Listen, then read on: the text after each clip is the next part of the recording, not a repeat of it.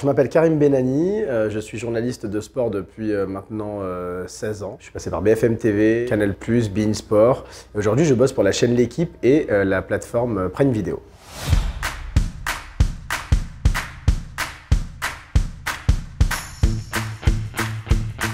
Sur la chaîne L'Équipe, je suis éditorialiste, donc je donne mon avis sur l'actualité footballistique. Et le week-end, le samedi, généralement, je présente un match de football, une affiche de la Ligue 1 en direct du stade, en avant-match, à la mi-temps, et je fais un débrief du match sur la pelouse. Et le dimanche, j'ai une émission qui est un multiplex avec tous les matchs en même temps que j'organise, donc un peu le chef d'orchestre de cette journée de Ligue 1 le week-end sur Prime Video, le dimanche après-midi. Il y a beaucoup de travail en amont que moi j'appelle invisible, où je ne suis pas à la rédaction pour travailler, mais je travaille de chez moi, avec la lecture de la presse notamment, la préparation des événements. J'ai eu un bac scientifique, j'ai une licence d'histoire et après cela j'ai fait une école de journalisme privée. Vivre de sa passion, ce ne sont que des aspects positifs parce que j'ai accompli mon rêve de devenir journaliste et notamment dans le sport.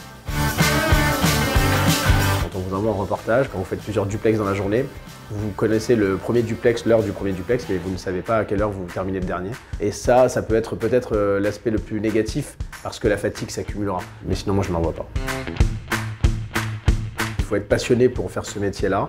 Il ne faut pas compter ses heures, il ne faut pas avoir peur de travailler le week-end, justement, parce que vous travaillez essentiellement le week-end quand vous êtes journaliste de sport.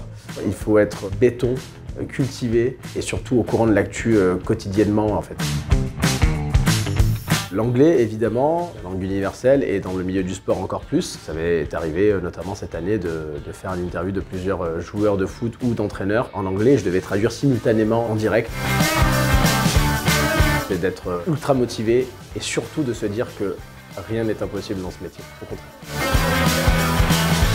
Je pense que c'est Thierry Henry, ancien joueur de foot, champion du monde de l'équipe de France, qui est aujourd'hui devenu un ami. Je raconte rapidement cette anecdote. J'étais en stage à RMC depuis quasiment une semaine et mon rédacteur en chef me propose d'aller à la conférence de presse que Thierry Henry donnait à Paris ce jour-là. C'était en 2006. Il y avait une flopée de journalistes accrédités de ce jour-là et je n'avais aucune chance a priori de le mettre en direct sur l'antenne d'RMC. Et c'était le défi que mon rédacteur en chef m'avait lancé alors que je n'avais jamais fait de conférence de presse de ma vie.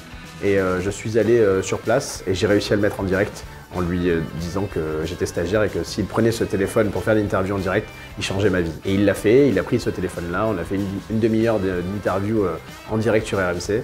Je suis rentré à la rédaction et le lendemain, j'ai eu mon premier contrat.